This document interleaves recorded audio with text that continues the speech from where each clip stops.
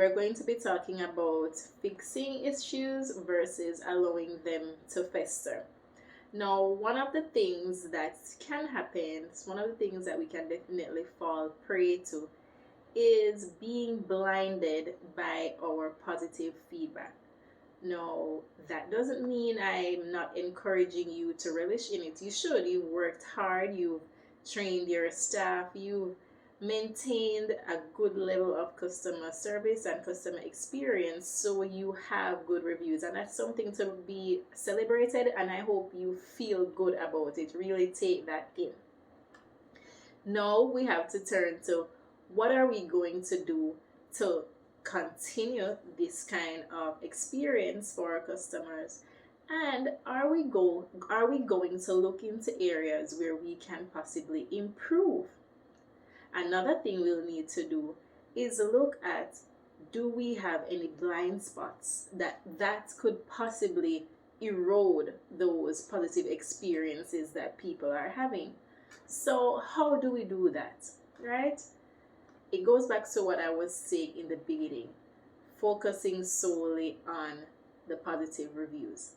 So we need to also look at the negative reviews. Oftentimes it can be difficult to really look at those because our businesses usually feel very near and dear to us. It feels like your baby. You have worked so hard.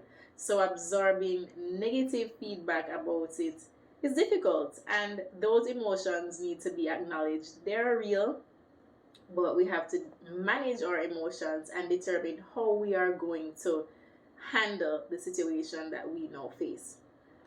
Many times it takes a mindset shift for us to detach our personal feelings and consider these negative, the negative feedback that we receive.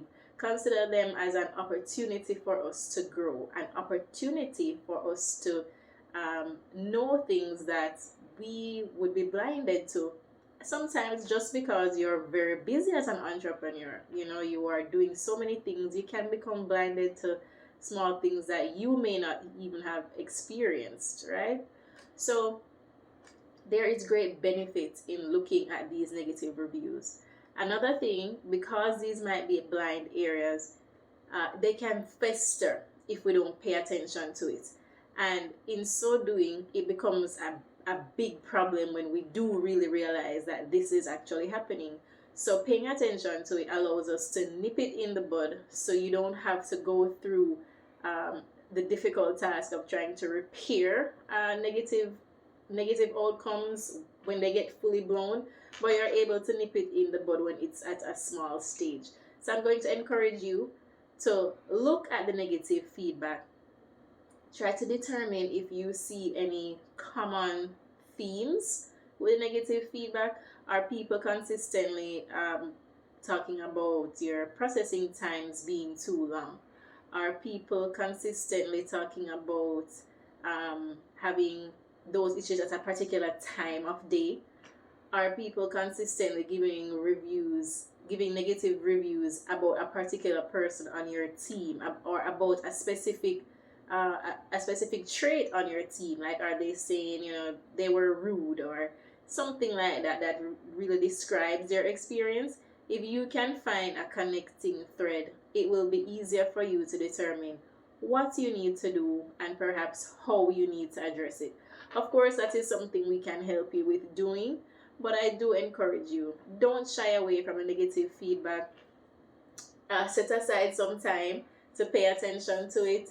Say to yourself, I'm going to use this to learn. I'm going to use this to grow.